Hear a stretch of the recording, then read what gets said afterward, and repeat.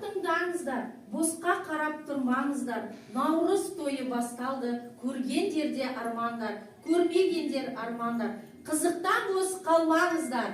Олай болса, ертеңгілігімізді бастамас бұрын, ең алдымызбен біздің бүлдіршіндерімізді ортаға шақырайық.